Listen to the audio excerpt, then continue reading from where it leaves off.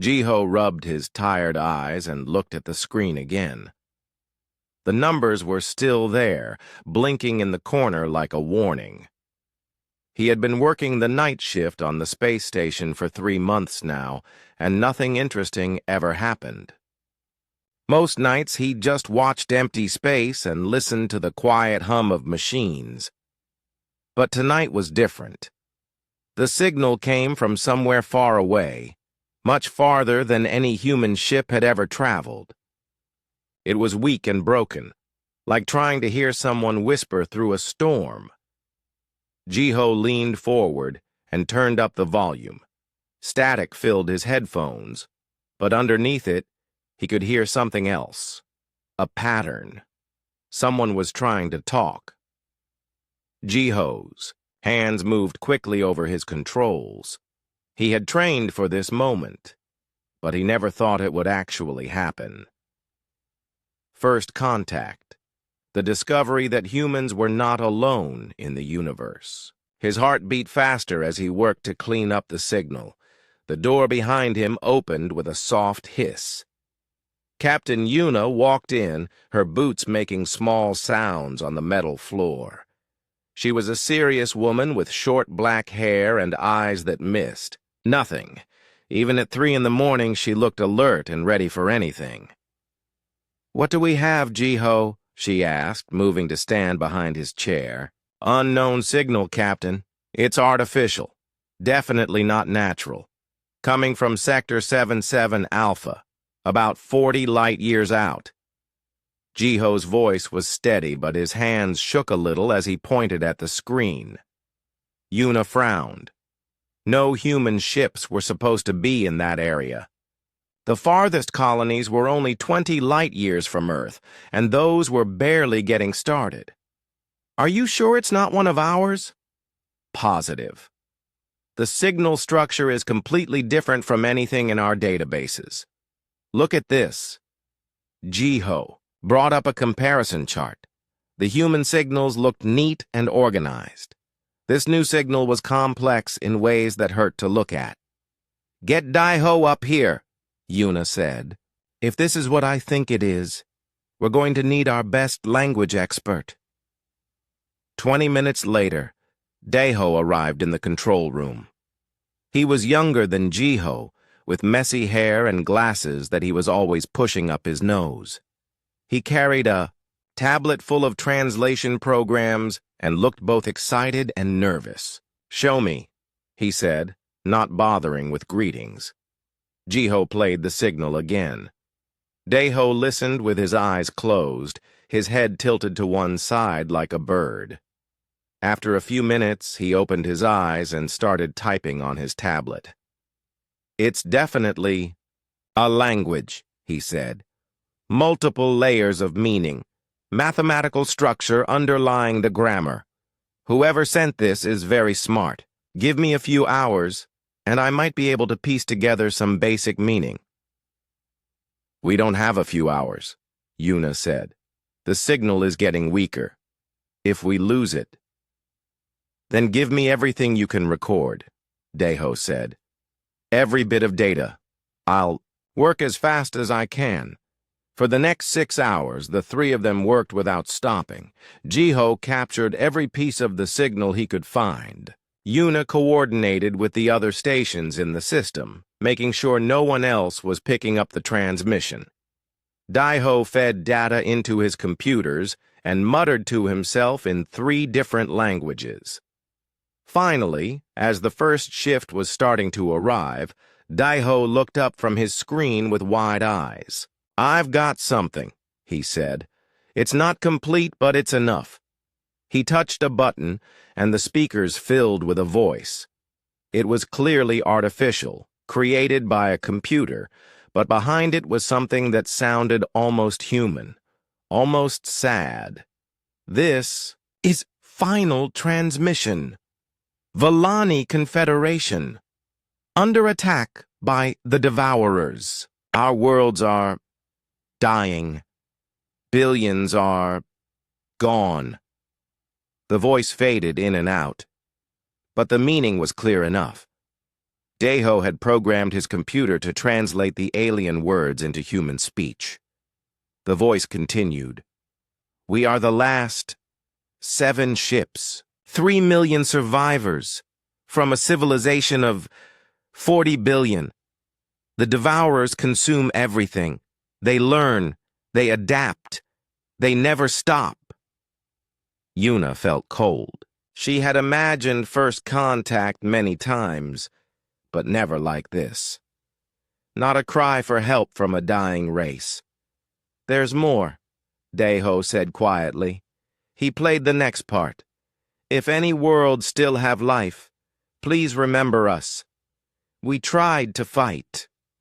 We tried to warn others. But the Devourers are too strong. They have been destroying civilizations for 10,000 years. Maybe more." The transmission included coordinates, a location in space where the survivors were hiding. The voice spoke again, and this time it sounded even sadder. "Do not try to help us. It is too late. But do not let our sacrifice mean nothing. If you can hear this, if you still live, prepare. They will find you too. They always do." The signal ended with a burst of static, then silence. The 3 humans sat quietly for a long moment. Outside the windows of the station, the stars looked the same as always. But now they knew that somewhere out there, an entire civilization was dying. "We have to tell Earth," Yuna said finally. "They won't believe it," Jiho said. "An alien distress call? Ships that consume planets? It sounds like something from a bad movie." "The translation is solid," Deho said. "I can prove the mathematics. This is real." Yuna stood up and walked to the communication console. "Then we better make them believe it. Jiho, send everything to Earth Command. High priority, eyes only. Deho, I want 3 independent confirmations of your translation. If we're going to ask humanity to respond to this, we better be absolutely sure." "Respond?" Jiho looked surprised. "Captain, they said not to help. They said it was too late." Yuna looked out at the stars again. "Maybe it's too late for them. But if these Devourers are real, if they really have been destroying civilizations for thousands of years, then they'll find us eventually. The question is whether we hide and wait to die, or whether we try to do something about it." She turned, back to her crew. "Besides, I've read human history. We've never been very good at listening when people tell us something is impossible."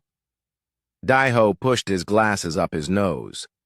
"The coordinates they sent, the location where they're hiding, it's 40 light years away. Our fastest ships could get there in 6 months. If we decide to go," Yuna said. "If?" Jiho asked. "That's not our decision to make. We're just the messengers. But I have a feeling that once Earth Command hears this, sitting still won't be an option." She was right. Within 12 hours, every major government on Earth had heard the transmission. Within 24 hours, emergency sessions were being called. Within 48 hours, the debate that would change humanity's future had begun. But that night, as the 3 of them finished their reports and prepared to hand the situation over to people with more authority, Yuna stood at the observation deck and looked out at space. Somewhere out there, 3 million aliens were running for their lives from something that had been destroying worlds since before human civilization began. She wondered if humanity was brave enough to help them. She wondered if humanity was smart enough to survive what was coming. Most of all, she wondered if 40 light years was far enough away to keep Earth safe. Deep down, she already knew the answer. The meeting room in Earth Command was full of the most important people in human space. Admiral Soman sat at the head of the long table, her gray hair pulled back and her face serious. She had fought in the colony wars and seen what happened when humans made decisions too quickly. Around the table sat generals, scientists, politicians, and ship captains, all arguing about what to do. Captain Hyunwoo stood at the front of the room, his uniform neat and his voice calm despite the heated discussion behind him.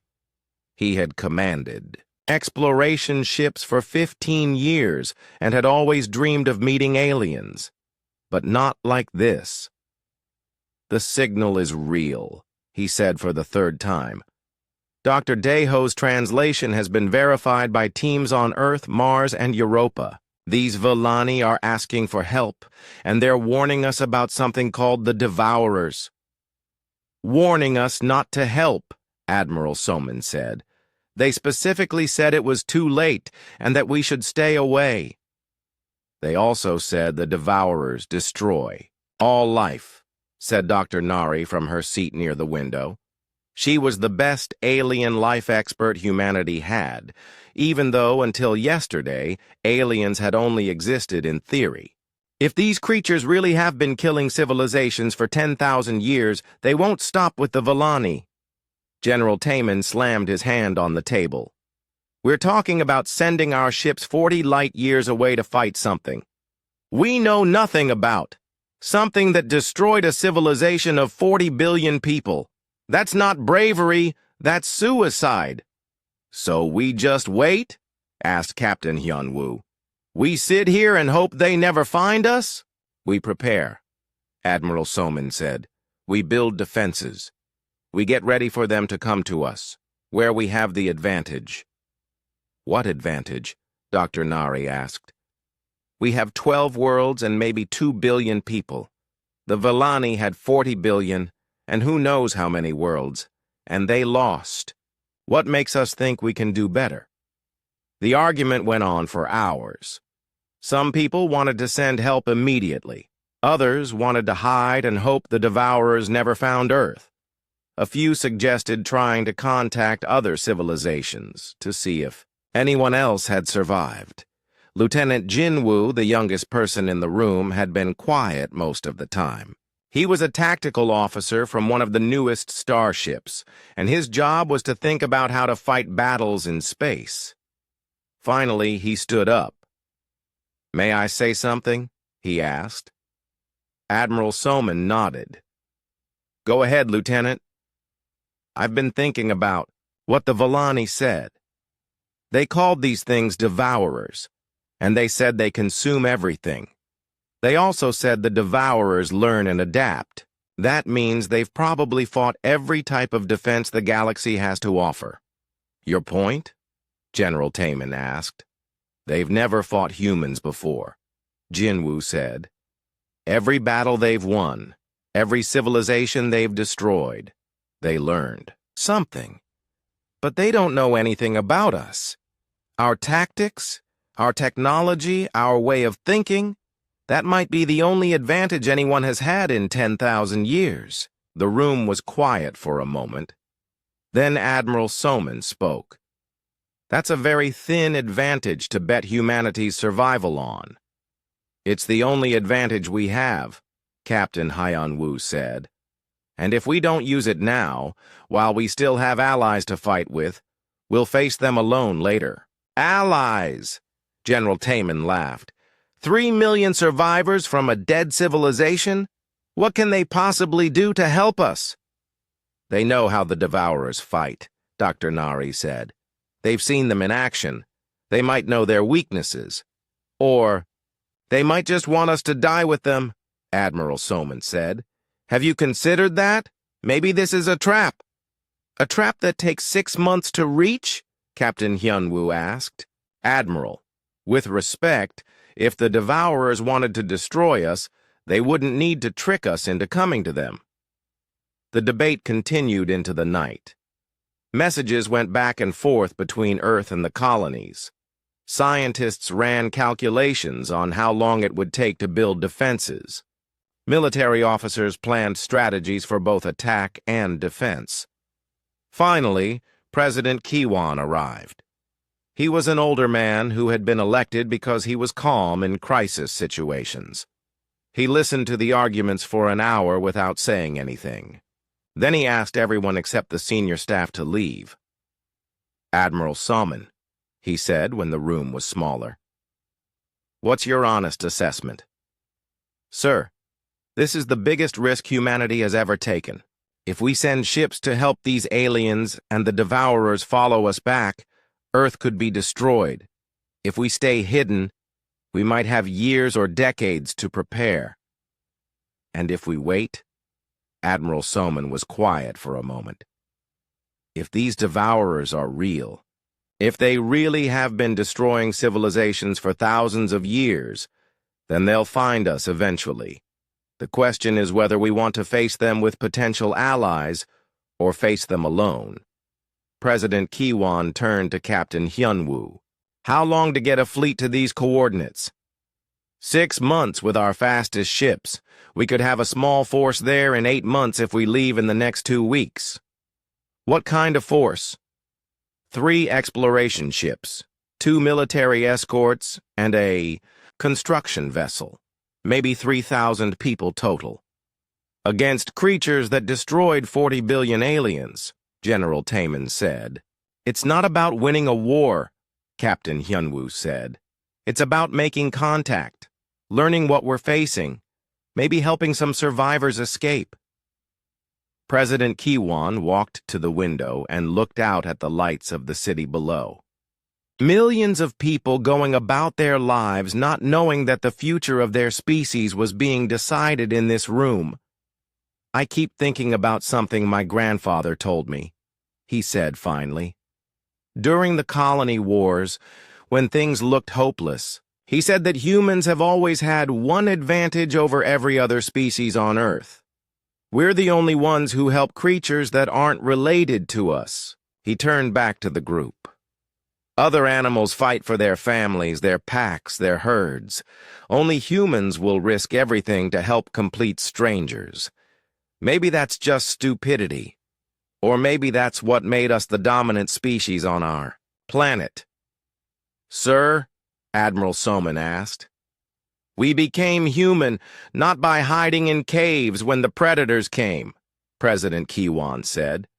"We became human by walking out of those caves and fighting back, even when the odds were against us, especially when the odds were against us." He looked around the room. "If there's even a small chance we can help these Volani, we have to try. And if these Devourers are real, we need to learn about them now, while we still have time to prepare." "And if we make things worse?" Admiral Salman asked. "Then at least we'll go down fighting instead of waiting to die." President Kiwan sat down at the table. "Captain Hyunwoo, you'll command the mission. Take volunteers only. Make it clear that this is dangerous and they might not come back. Admiral Salman, I want you to start preparing Earth's defenses. If this goes badly, we need to be ready." "Sir," Admiral Salman said, "I have to ask. Are you sure about this?" President Kiwan smiled, but it was a tired smile.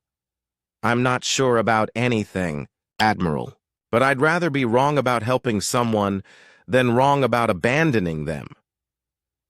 The meeting ended at dawn. Within hours, the news was spreading across all human worlds. Humanity was going to answer the alien distress call. They were going to try to help. Most people thought it was the right decision. Some thought it was the worst mistake in human history. In 6 months, they would all find out which group was right. The journey to the Volani coordinates took 6 months and 12 days. Captain Hyunwoo spent most of that time wondering if they were flying toward the biggest discovery in human history or the biggest mistake. His ship, the Indomitable, led a small fleet through empty space toward a meeting that could change everything. Behind him followed the exploration ships Horizon and New Dawn, the military escorts Guardian and Defender, and the construction ship Builder's Hope. Captain Seojin commanded the Builder's Hope. and she had filled it with equipment for building bases, repairing ships, and helping refugees. Everyone hoped they would need the refugee supplies more than the weapons.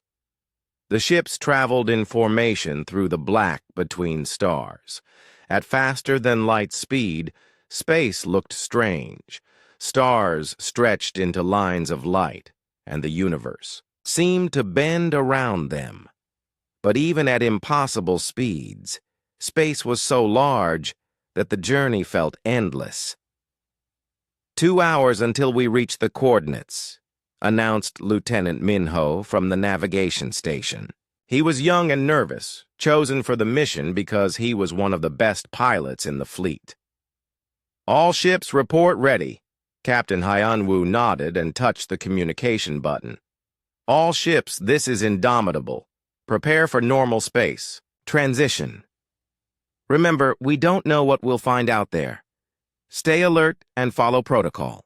The ships dropped out of faster-than-light travel with a sensation like falling. Suddenly, the stretched stars snapped back to normal points of light, and immediately, every sensor on every ship began screaming warnings. "Captain," said Dr. Nari, "from the science station, you need to see this." The main screen flickered to life, showing the Villani system. What they saw made everyone go quiet. There had once been 8 planets here. Now there were only twisted pieces of metal and rock floating in space. The planets had been torn apart, stripped down to their cores, and left as monuments to destruction. Huge chunks of what had once been worlds drifted slowly around the star, some of them still glowing with heat. "My God," whispered someone on the bridge. In the middle of the destruction, they found the Villani ships, 7 massive vessels, each one the size of a human city. They were clearly built for carrying people, not for fighting. Their hulls were scarred and patched, and they moved slowly through the wreckage of their former homes. "I'm picking up a transmission," said Communications Officer Jiho. He had volunteered for the mission specifically because he had been the first to hear the Villani signal. "They're trying to contact us." "Put it through," Captain Hyunwoo said. The speakers filled with a voice that sounded almost human, but not quite. The translator programs that Dr. Daeho had built during the journey worked to turn the alien words into human speech. "Unknown ships, please identify yourselves. We are the last of the Villani Confederation. We do not wish conflict." Captain Hyanwu stood up. "This is Captain Hyanwu of the Earthship Indomitable. We received your distress signal 6 months ago. We've come to help." There was a long pause. Then the alien voice came back, and this time it sounded surprised and maybe a little hopeful. "You came? After we told you not to? Why would you risk yourselves for strangers?" "Because it was the right thing to do," Captain Hyanwu said simply. Another pause. Then a different voice came through the speakers, older and more formal. "Human ships, this is Commander Thelaris of the Villani Refugee Fleet. We welcome you, though we fear you have made a terrible mistake.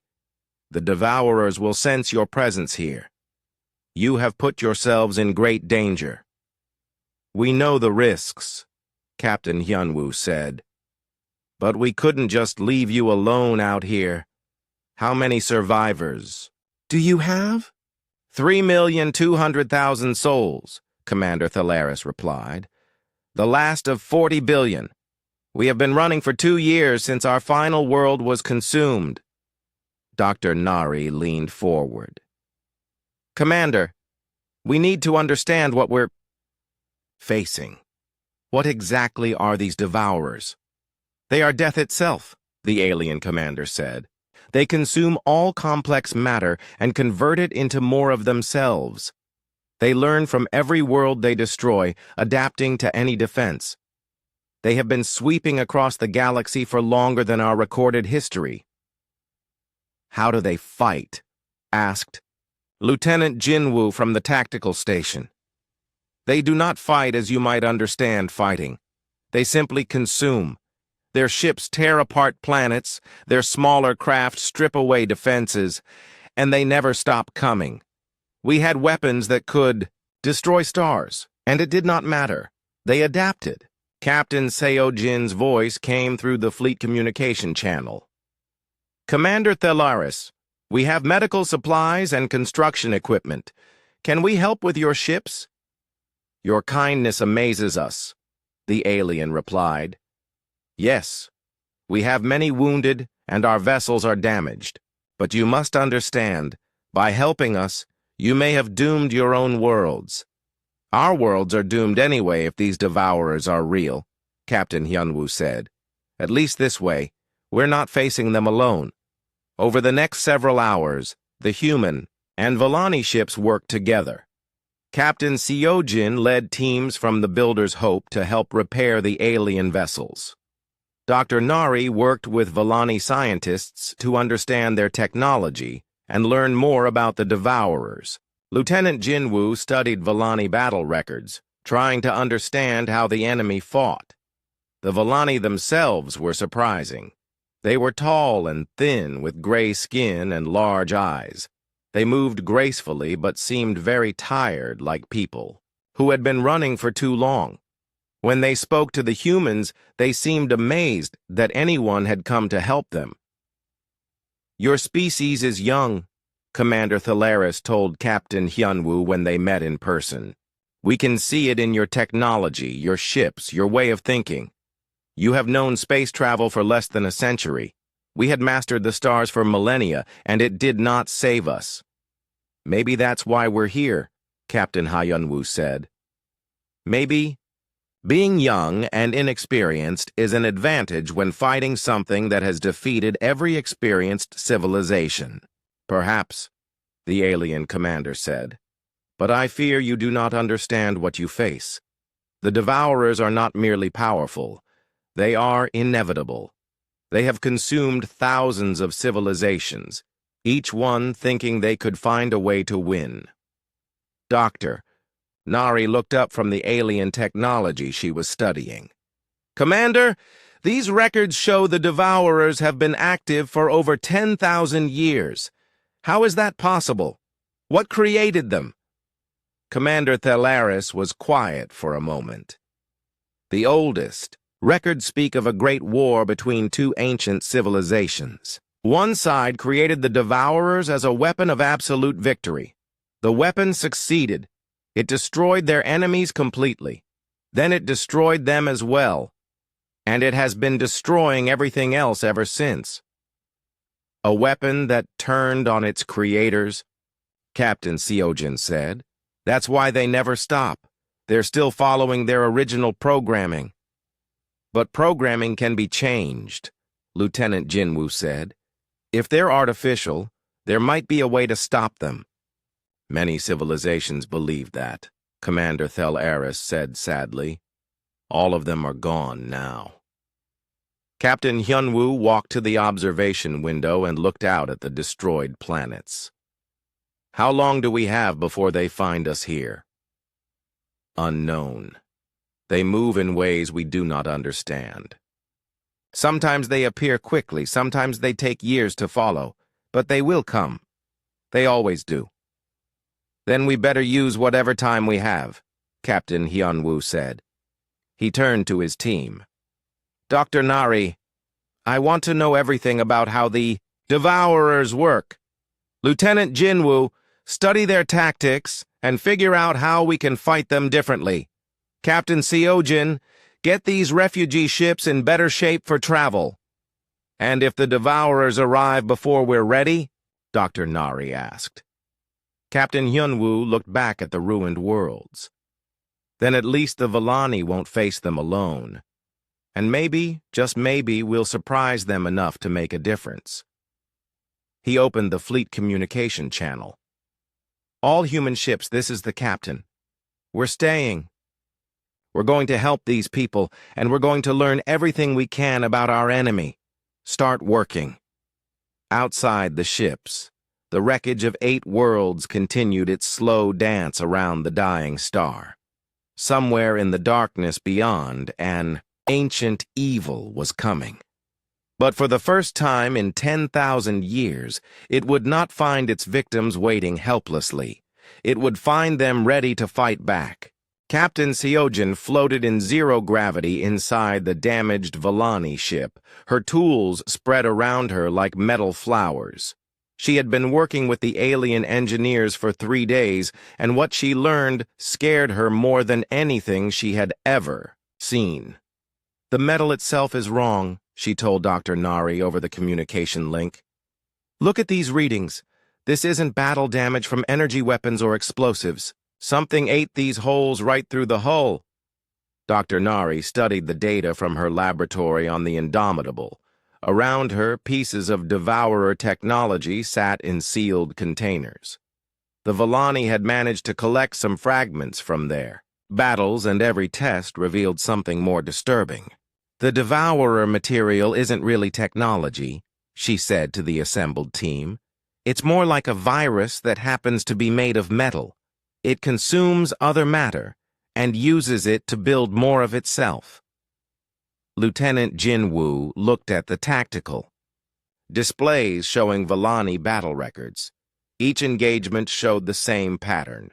The Volani would fight, sometimes winning at first, but the devourers would learn and adapt within hours. By the end of each battle, the alien defenses were useless. "They don't just adapt their tactics," he said. "They physically change their ships and weapons during the battle. Look at this engagement. The Volani energy shields stopped their weapons completely for the first 2 hours. Then the Devourer ship started firing something completely different."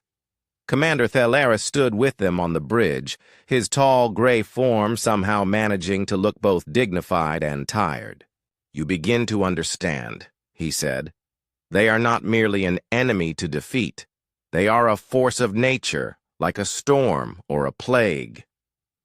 "But they're artificial," Captain Hyunwoo said. "Someone built them. That means they have limitations." "The civilization that created them thought so too," Commander Thelaris replied. "They built the Devourers to be the perfect weapon. They succeeded too well."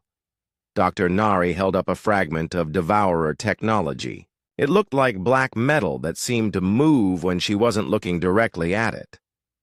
"I've been studying this for days. The computing power in this one piece is incredible. It's constantly analyzing everything around it, looking for new patterns to copy and improve on."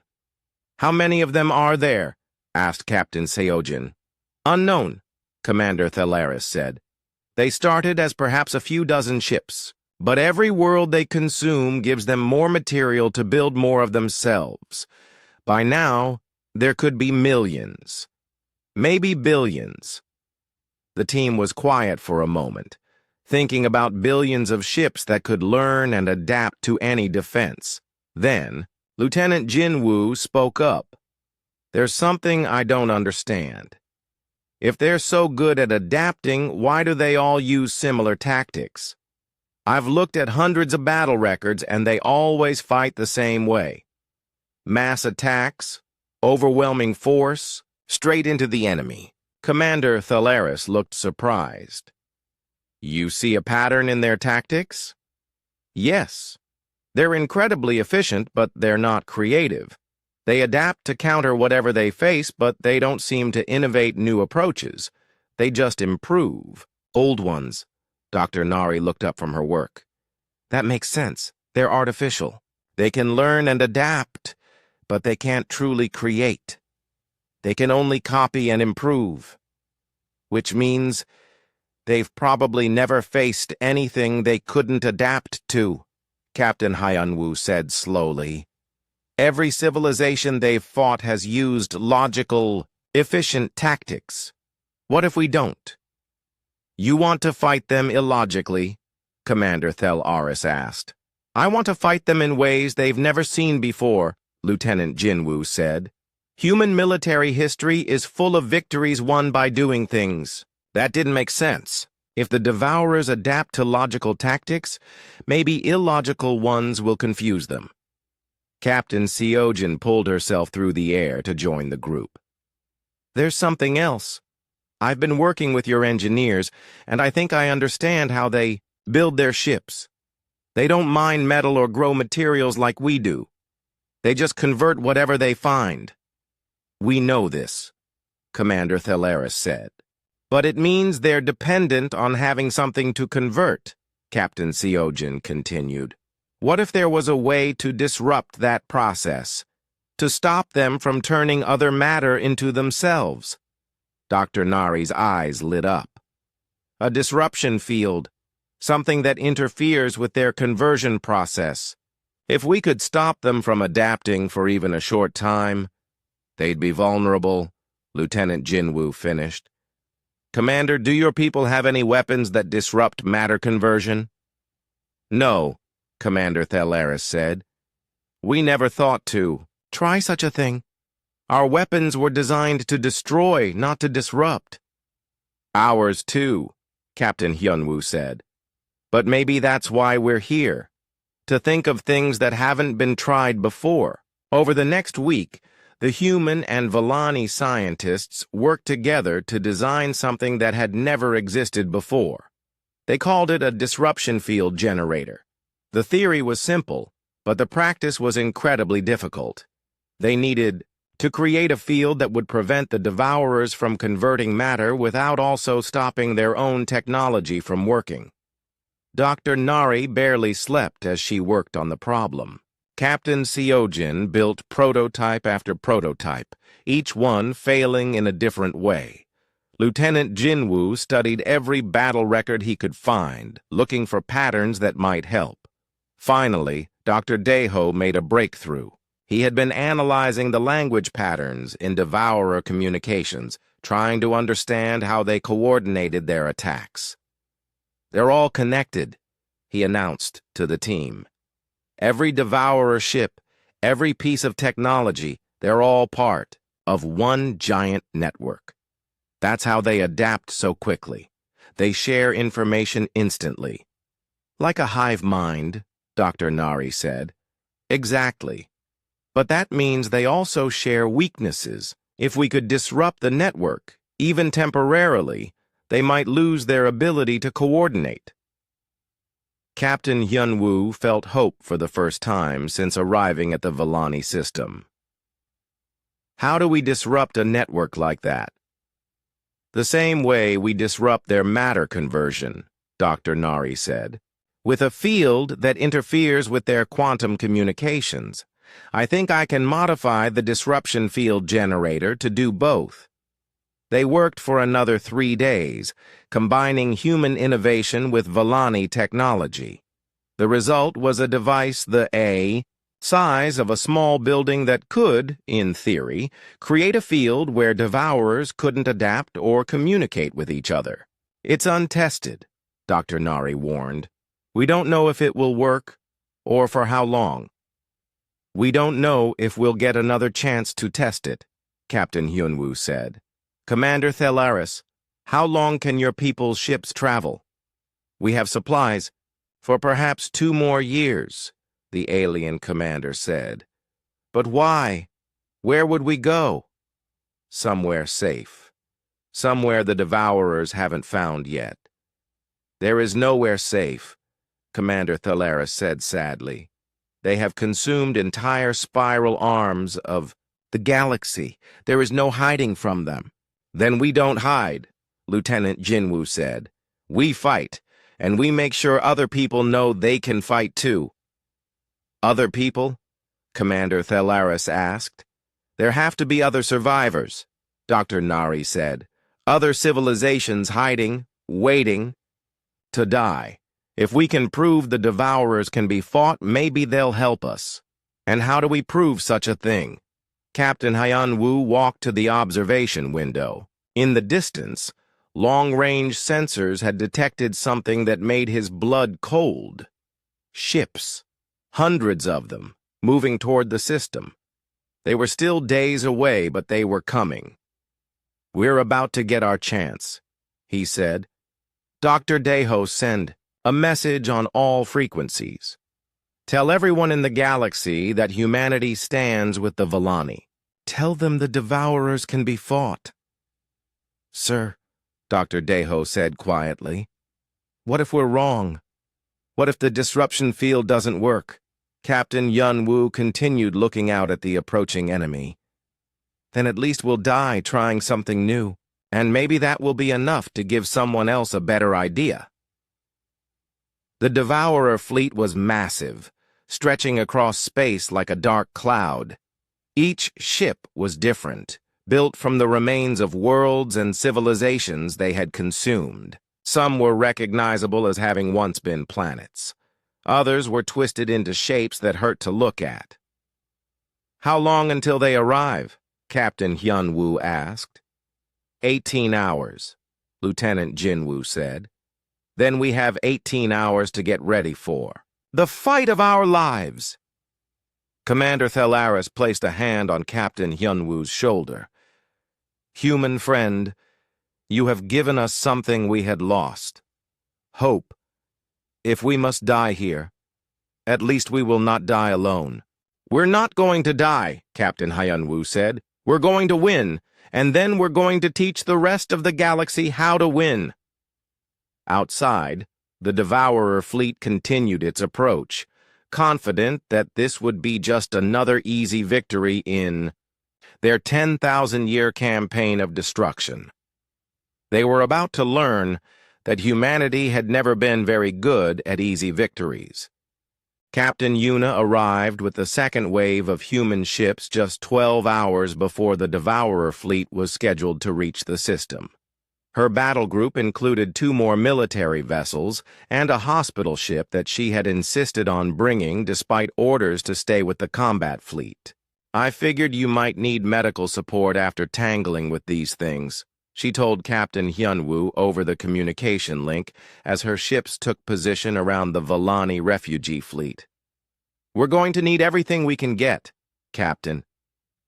Hyun-Woo replied, watching his tactical display fill with red dots representing the approaching enemy. Status report on the disruption field generator? Dr. Nari's voice came through clearly despite the stress in her tone. We've got 3 working. Units mounted on our strongest ships. Captain Seo-jin's team finished the installations an hour ago. Theory says they should work. Practice is about to tell us if theory is worth anything. The combined human and Vellani fleet was tiny compared to what was coming toward them. 13 human ships and 7 massive Vellani refugee vessels against hundreds of Devourer craft that had been perfecting their killing methods for 10,000 years. But something had changed in the past few days. The Vellani, who had seemed defeated and hopeless when the humans first arrived, were working with an energy that surprised everyone. Commander Thelaris had told his people that perhaps death was not inevitable after all. Perhaps there was another way. The humans think differently than we do, he explained to his senior staff during a joint planning session. They see problems as puzzles to solve rather than fate to accept. Maybe that difference is what we need. Lieutenant Jin-Woo had spent days working with Vellani tactical officers, learning how they had fought the Devourers in the past. The alien strategies were elegant and efficient, designed to minimize losses while maximizing damage. They were also completely predictable, which explained why the Devourers had learned to counter them so easily. Human tactics don't always make sense, he told the Vellani officers. Sometimes we do things that seem stupid but work anyway. We call it creative thinking. Give us an example, requested Sub-Commander Veltar, a young Vellani who reminded Jin-Woo of himself. During our colony wars, one of our admirals was facing an enemy fleet twice the size of his own. Instead of engaging them in space, he landed his ships on a moon and used them as ground-based artillery. The enemy couldn't figure out why anyone would give up the mobility advantage of space combat. What happened? The Admiral won. The enemy spent so much time trying to understand his tactics that they forgot to actually fight. Sub-Commander Veltar looked confused. But landing your ships eliminates their primary advantage. Exactly, which is why it worked. The enemy was so busy adapting to logical responses that they couldn't handle an illogical one. Meanwhile, Dr. Nari and her Villani counterparts were learning from each other in ways that surprised both species. Human science was young and aggressive, willing to try dangerous experiments and take risks. Villani science was ancient and careful, built on millions of years of accumulated knowledge. Your people think in straight lines, Dr. Nari told Chief Scientist Morden during one of their working sessions. Very logical, very efficient. Our people think in circles and spirals. We try things that don't make sense just to see what happens. And this has served you well? Morden asked, studying a human technical manual that described 17 different ways to make a simple energy weapon more powerful, most of which seemed unnecessarily complex. It got us to the stars in less than a century, Dr. Nari said. Your people had space travel for millennia before we even discovered fire. But we developed faster than light travel in 50 years because we were willing to try things that might kill us. Fascinating and terrifying. Dr. Deho had been working around the clock to establish communications with anyone else who might be listening. He broadcasted on every frequency the Villani knew, using translation programs that could convert human speech into dozens of different alien languages. "This is humanity calling any survivors," he repeated every hour. "We stand with the Villani Confederation against the Devourers. The fight is not over. Rally to these coordinates. We have new weapons and new strategies. The Devourers can be beaten." For 3 days there was no response. Then, just 6 hours before the Devourer fleet arrived, something amazing happened. "Captain," Dr. Deho called from his communication station, his voice excited. "I'm getting responses, multiple signals from different directions. There are other survivors out there, and they're listening." Captain Hyunwoo felt his heart skip a beat. "How many?" "At least a dozen different sources, maybe more. Some of them are close enough to reach us within days." Commander Thelaris looked stunned. "Impossible. We thought we were the last." "You thought you were alone because you'd given up hope," Captain Yuna said from her ship. "Hope is what makes people take risks, like answering distress calls from species they've never met." The tactical situation was still desperate, but it no longer felt hopeless. Even if they couldn't win this battle, they were no longer alone. Across the galaxy, civilizations that had been hiding for years or decades were hearing that someone was finally fighting back. Captain Seojin finished the final checks on the disruption field generators and reported to the fleet commanders. "All 3 units are operational. We've got enough power for maybe 30 minutes of full field coverage. After that, we'll need at least 6 hours to recharge." 30 minutes to change the course of a 10,000-year war, Lieutenant Jinwoo said. "No pressure." "The Devourers are entering the outer system," reported Ensign Haeun from the sensor station. "Estimated time to engagement 4 hours." Captain Hyunwoo opened the fleet communication channel. "All ships, human and Villani. This is Captain Hyunwoo. In 4 hours, we're going to face an enemy that has never been defeated. They expect us to fight like everyone else they've faced. They expect us to be logical, efficient, and predictable." Paused, looking around at his bridge crew. "They're going to be very disappointed. We're going to hit them with tactics they've never seen, weapons they've never faced, and strategies that don't make sense. We're going to confuse them, frustrate them, and teach them that there are some fights you can't win by adaptation alone. And, "If we lose," called out Captain Yuna, "then we lose fighting our way, not theirs, and everyone listening to our transmissions will know that the Devourers aren't invincible. Sometimes that's all it takes to change everything." The hours passed quickly as the combined fleet made final preparations. Human and Volani crews worked side by side, sharing knowledge and techniques that their species had developed over completely different evolutionary paths. The humans taught the aliens about improvisation and creative problem-solving. The Volani taught the humans about long-term strategic thinking and efficient resource management. Dr. Nari ran final tests on the disruption field generators, while Captain Seojin's engineers made last-minute modifications to weapons and shields. Lieutenant Jinwoo coordinated with his Volani counterparts to plan attack patterns that were deliberately chaotic and unpredictable.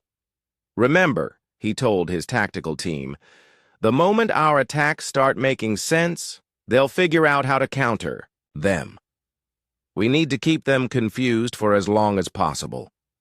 Dr. Daeho continued broadcasting to the galaxy, now joined by Commander Thel Aris, who added Volani authority to the human message of hope. "To all who can hear this," the alien commander said, "we are Thelaris of the Volani, and we stand with our human allies against the ancient enemy. We have learned that the Devourers are not gods. They are not unstoppable forces of nature. They are machines, and machines can be broken." As the Devourer fleet approached, Captain Hyunwoo realized that something fundamental had changed. The Volani were no longer refugees waiting to die. They were allies preparing to fight. And somewhere in the darkness of space, other survivors were listening and maybe, just maybe, preparing to join them. "All ships, this is Captain Hyunwoo. The enemy will be in weapons range in 30 minutes. Remember, we're not just fighting for ourselves. We're fighting for everyone who's ever run from these things. We're fighting to prove that the age of hiding is over." He looked out at the approaching Devourer fleet, a dark mass that had consumed countless worlds and civilizations. For 10,000 years, they had faced enemies who fought the same way, thought the same way, and died the same way. Today, they would meet humanity. And humanity had never been very good at doing things the same way as everyone else. "All ships," Captain Hyunwoo said, "prepare for combat. Let's show them something they've never seen before." The first Devourer ships entered weapons range at 14:32 ship time, and Lieutenant Jinwoo immediately knew that every tactical manual in human space was useless. The enemy didn't form battle lines or establish firing positions. They simply flowed toward the Allied fleet like water finding the lowest ground. "My God," whispered Ensign Haeun from her sensor station. "There are so many of them." The Devourer fleet stretched across space in a formation that hurt to look at. Ships of every size and shape, built from the remains of consumed worlds, moved together without any visible coordination. Some were as large as space stations, others barely bigger than fighter craft. All of them were black and wrong-looking, as if they had been designed by something that didn't understand how ships were supposed to work. "Beginning count," reported Lieutenant Minho. "Estimate, wait, this can't be right." "Report," Captain Hyunwoo ordered. "Over 3,000 individual contacts, sir. And they're still coming." Commander Thel Aris's voice came through the communication link from his flagship. "This is a larger force than destroyed our homeworld. They have brought everything they have." "Good," Captain Hyunwoo said, surprising everyone. "That means there aren't any reserves to surprise us with later. All ships, execute pattern Alpha 7. Let's see if we can confuse them right from the start." Pattern Alpha 7 was something Lieutenant Jinwoo had developed specifically for this battle. Instead of forming a defensive line, the human and Volani ships scattered in seemingly random directions. Some ships flew directly at the enemy fleet. Others moved away from the battle. A few simply sat still and did nothing. To any logical observer, it looked like complete chaos, which was exactly the point. The Devourer fleet hesitated. For 10,000 years, they had faced enemies who fought in predictable patterns. Fleet formations, defensive positions, coordinated attacks. This was something completely different. "They're slowing down," reported Dr. Nari from the science station. "Their lead ships are actually stopping to analyze our movement patterns." "Time to start the real show," Captain Hyunwoo said. "Captain Seojin, activate Disruption Field Generator 1. The first field generator came online with a sound like reality tearing. Suddenly, a sphere of space around the Builder's Hope became a dead zone where Devourer technology simply stopped working. 3 enemy ships that had been closing on Seojin's vessel suddenly found themselves unable to adapt, unable to coordinate, unable to even repair damage. Captain Yuna's Guardian was the first to exploit the advantage. Her ship dove into the disruption field and opened fire with every weapon she had.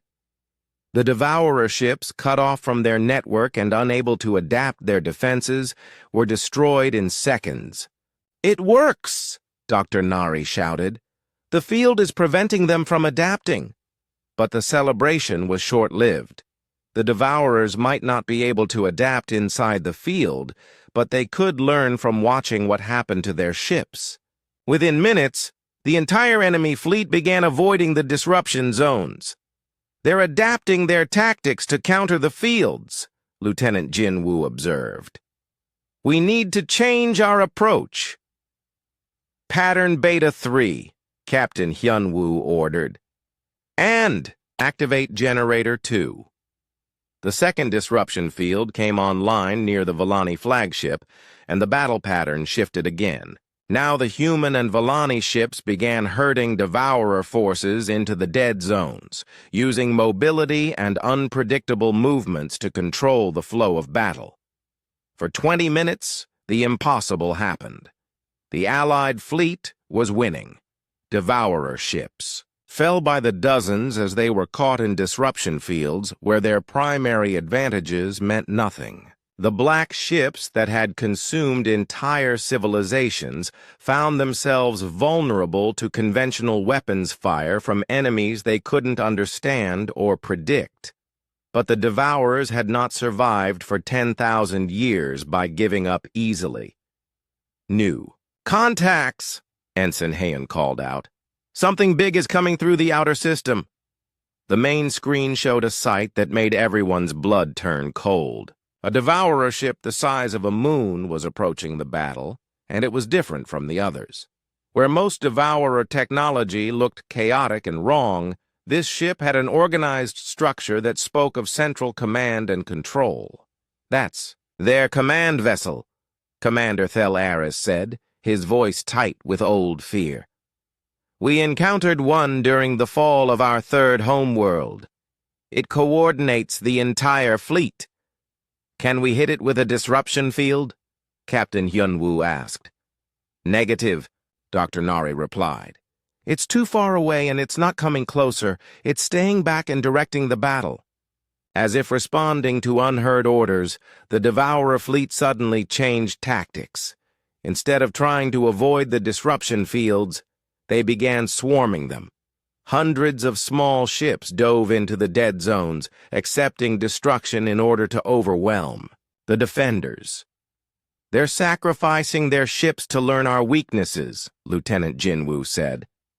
"Every ship we destroy teaches them something new." The numbers began to tell the story. For every Devourer ship destroyed, 3 more took its place. The disruption fields became target zones as the enemy accepted massive losses in exchange for tactical knowledge. "Generator 1 is overheating," Captain Seojin reported. I can give you maybe 5 more minutes before it shuts down. Generator 2 is showing stress fractures, added Chief Engineer Taewon from the Indomitable. This technology wasn't designed for extended use. Captain Hyunwoo realized they were facing the same problem that had defeated every civilization before them. The Devourers could afford to lose ships because they could always build more. The Allied fleet could not. All ships pull back to defensive. Position around the Volani fleet, he ordered. We need to conserve our forces. But as the human and Volani ships began to retreat, something unexpected happened. Dr. Daeho's communication station lit up with incoming signals. Captain, he said, his voice filled with excitement and disbelief. We're getting responses to our broadcast. Multiple fleets are jumping into the system. The tactical display suddenly filled with new contacts. Ships of designs that neither human nor Volani had ever seen began appearing throughout the system. Some were sleek and graceful, others were rough and functional, but all of them were heading toward the battle. This is the Korthax Resistance Fleet, came a voice over the communication channel, translated by Dr. Daeho's programs. We stand with the humans and Volani. Jiraxi Defense Force responding to the call, said another voice. We bring 47 ships. The free colonies of Nexus Prime. 18 vessels ready for combat. More and more voices filled the communication. Channels as ships that had been hiding for years, decades, or even centuries emerged from secret bases and mobile fleets. Species that had given up hope were returning to fight. How many? Captain Hyunwoo asked. Dr. Daeho worked frantically at his station. At least 200 ships from 17 different species. Maybe more still coming. Commander Thalaris's voice was filled with wonder. They heard us. They heard our message, and they came. The Devourers are regrouping, Lieutenant Jinwoo reported. They're pulling back to analyze these new forces. For the first time in the battle, the enemy fleet looked uncertain. They had adapted to fighting humans and Volani, but now they faced dozens of different species with different technologies and different ways of thinking. All Allied forces, Captain Hyunwoo broadcast on the open channel. This is Captain Hyunwoo, of the human fleet. Welcome to the fight. We have weapons that can disrupt Devourer adaptation, but we need to coordinate our attacks. Human Commander, came a response from one of the new arrivals. This is War Leader Kex of the Borthani clans. We have brought weapons that have been hidden for 600 years. What are your orders? Captain Hyunwoo looked around his bridge, at the faces of his crew. They were tired, stressed, and scared, but they were also determined. In the space of a few hours, they had gone from a desperate last stand to commanding the largest alliance fleet assembled in millennia. Dr. Nari, how long until we can bring the third generator online? 10 minutes, she replied. Lieutenant Jinwoo, can you coordinate attack patterns for 17 different species? I can try, sir. It won't be pretty, but it might be confusing enough to work. Captain Yuna, are your ships ready for another assault? Ready and waiting. Captain. Captain Hyunwoo opened the fleet-wide communication channel. All ships, all species. This is Captain Hyunwoo. For 10,000 years, the Devourers have picked us off one civilization at a time. Today, we stand together. Today, we fight as one. And today, we teach them that some things are worth dying for. He paused, looking out at the Devourer fleet. That was already beginning to adapt to the new situation. All ships, prepare for attack. Let's show them what the galaxy looks like when it fights back. The combined Allied fleet, representing more species and cultures than had ever fought together in galactic history, began to move forward. Behind them, the stars themselves seemed to hold their breath as the tide of 10,000 years of terror began to turn. The battle became something beyond anything recorded in galactic history. Ships from 18 different species fought together against an enemy that had seemed unstoppable for 10,000 years. Each new arrival brought weapons and tactics that the Devourers had never encountered, creating layers of confusion that even their adaptive systems struggled to process. Admiral Soman arrived with Earth's main battle fleet just as the tide seemed to be turning in favor of the Alliance. Her flagship, the massive dreadnought Terra's Pride, emerged from faster-than-light travel alongside 47 other human vessels, including carriers, destroyers, and support ships that had never been designed to fight so far from home. Captain Hyun-woo, her voice came through the communication channel with characteristic calm authority. I thought you might need some backup. Admiral, Captain Hyun-woo replied, feeling relief flood through him. You're a sight for sore eyes. We've got disruption field generators that can neutralize Devourer adaptation, but we need more firepower to take advantage of the windows they create. Consider it done. All Earth vessels, this is Admiral Soman. We're joining a battle that will determine the fate of galactic civilization. Make every shot count. Dr. Nari had been working frantically to understand the new alien technologies being deployed around them. Each species brought something unique to the fight. The Korthax had weapons that fired crystallized time, freezing Devourer ships in temporal loops. The Borthani used gravity weapons that crushed enemy vessels into singularities. The Jiraxi deployed swarms of tiny ships that moved like living creatures. It's incredible, she told Captain Hyun-woo during a brief lull in the fighting. Every species developed different solutions to the same problems. The Devourers have never faced this much variety in a single battle. Lieutenant Jinwoo was trying to coordinate 17 different tactical doctrines into something resembling a unified strategy.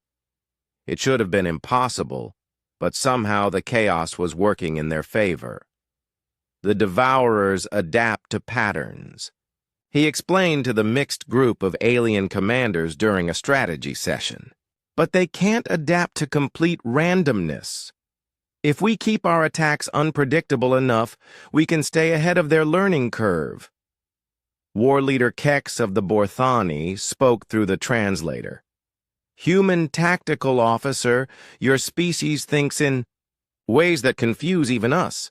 How do you coordinate without central planning? We improvise, Lieutenant Jinwoo said simply. We make decisions on the spot and trust each other to adapt. It drives our own commanders crazy sometimes, but it seems to work.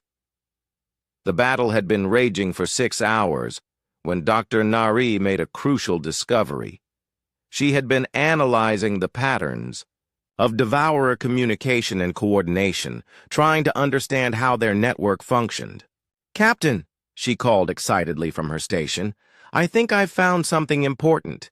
The big command ship isn't just coordinating the fleet, it's the central processing core for their entire network. Captain Hyun-woo joined her at the science station. Explain. Every Devourer ship is connected to every other ship through quantum communication links, but they all route through that massive command vessel.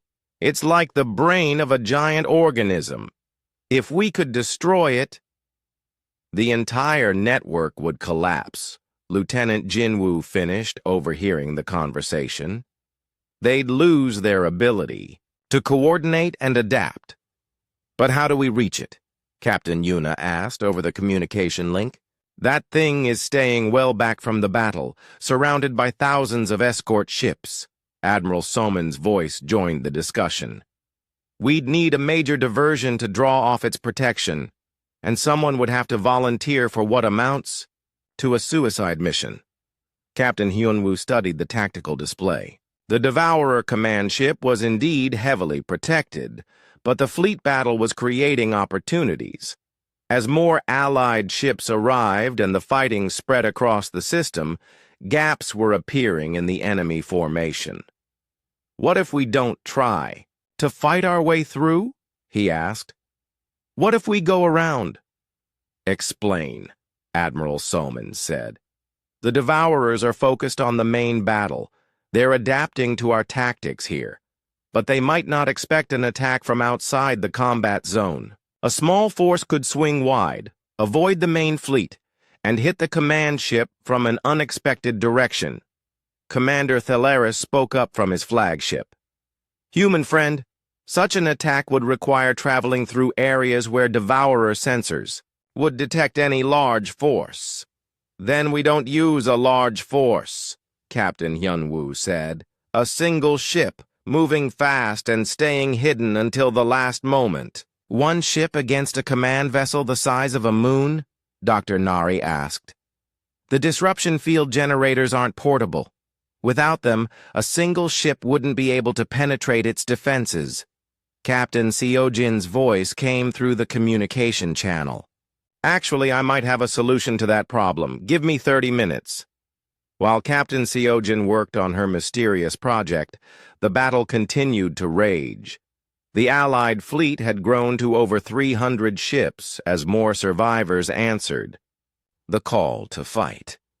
But the Devourers were adapting, learning to counter each new tactic and weapon. The window of opportunity was closing. "Whatever you're planning, Captain Seojin, we need it soon," Admiral Soman reported. "The enemy is starting to coordinate more effectively. They're learning to predict our unpredictable tactics." "Almost ready," Captain Seojin replied.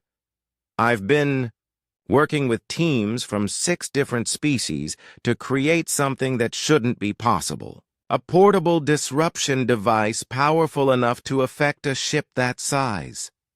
The power requirements alone," Dr. Nari began, "would destroy any ship carrying it," Captain Seojin finished. "That's why it's a one-way trip. The device will work, but whoever delivers it won't be coming back."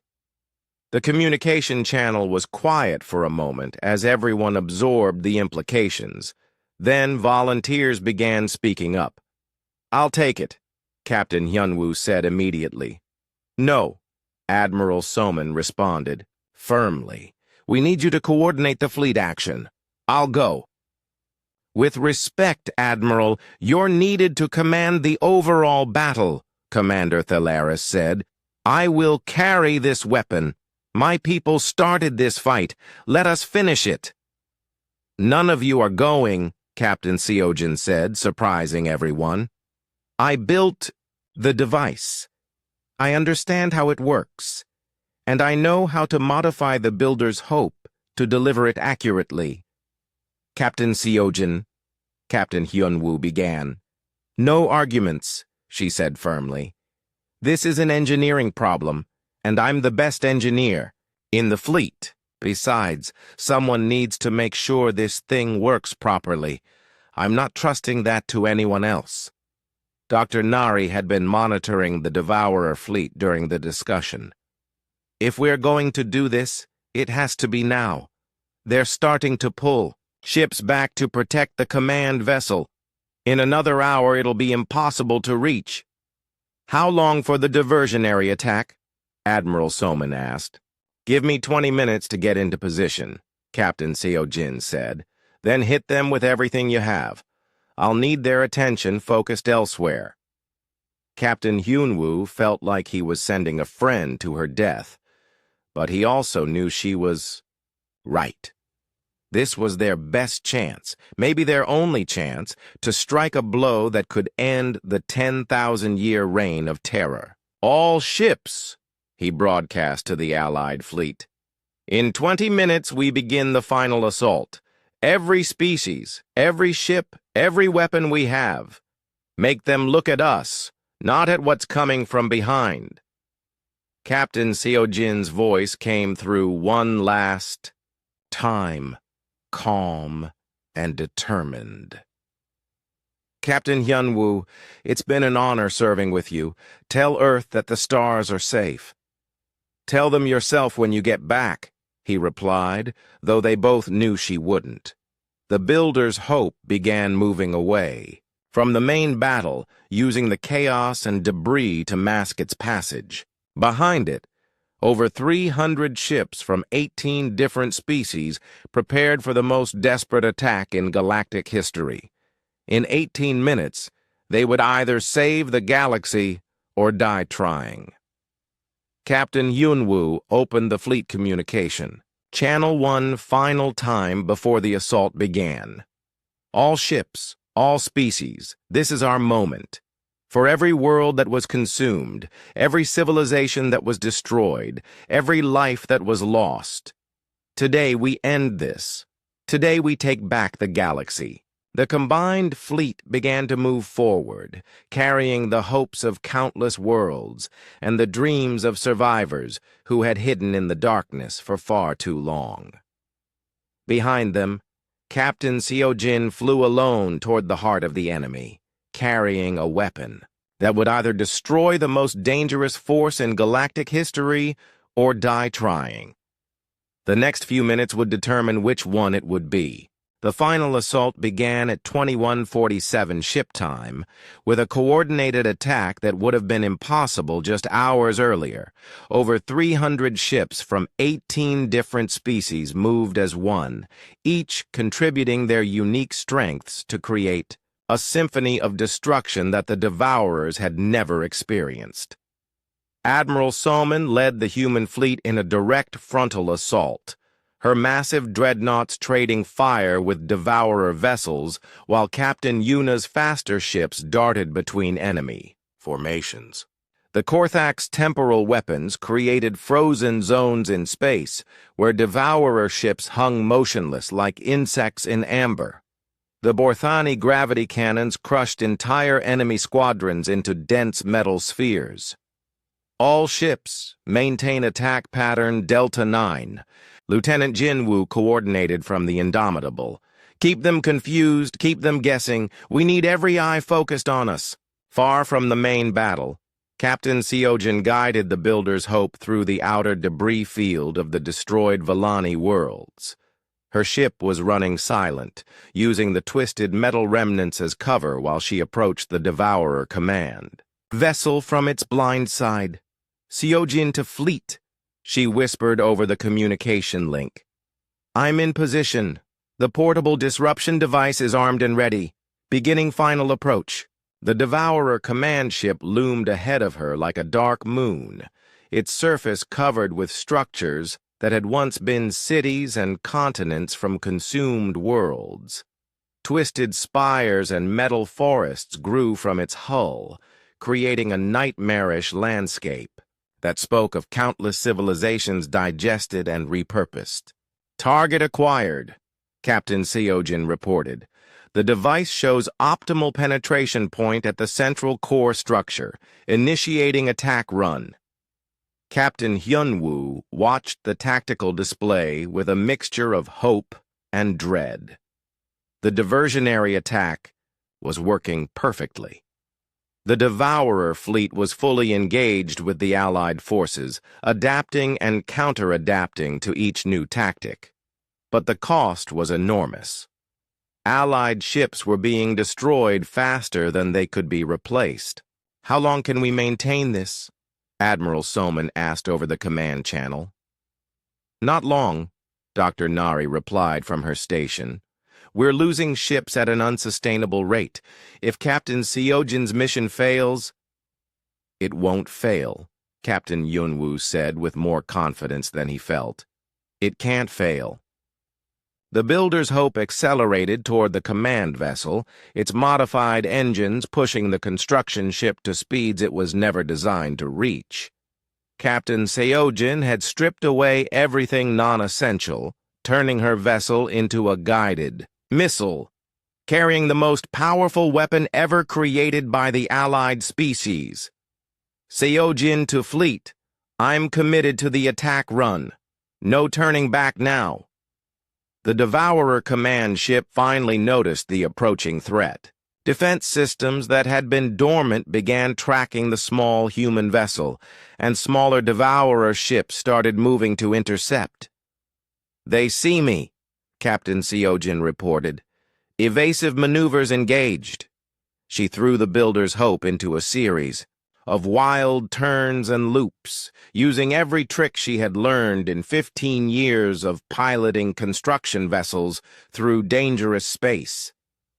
Devourer interceptors closed in from all sides, their weapons filling space with deadly energy. "Taking hits," Captain Seojin called out as her ship shuddered under enemy fire. "Hull integrity at 60% and falling. I'm going to have to punch through their defense screen." "Seojin, abort if you have to," Captain Hyunwoo said. "We'll find another way." "Negative," she replied. "This is our shot. I'm taking it." The Builder's Hope dove straight into the Devourer defense formation, accepting massive damage in exchange for forward momentum. Captain Seojin's ship was falling apart around her, but she kept flying, kept pushing toward her target. "Hull integrity at 20%, she reported, her voice strained. "Core structure is holding. Almost there." The command vessel's surface defenses opened fire, filling space with energy beams that could have destroyed cities. The Builder's Hope flew through the barrage like a leaf in a hurricane, somehow avoiding instant destruction through skill, luck, and determination. "Contact in 10 seconds, Captain Seojin announced. "Portable disruption device is armed and ready for deployment." The massive Devourer command ship filled her view screen completely now, its nightmarish surface details visible in terrible clarity. Captain Seojin could see the remains of buildings, vehicles, and structures from dozens of different civilizations, all melted together into a monument to 10,000 years of destruction. "This is for everyone you killed," she whispered. The Builder's Hope struck the command vessel's hull at the exact center of its core structure. The portable disruption device detonated immediately, creating a field of destruction that spread through the massive ship like a cancer.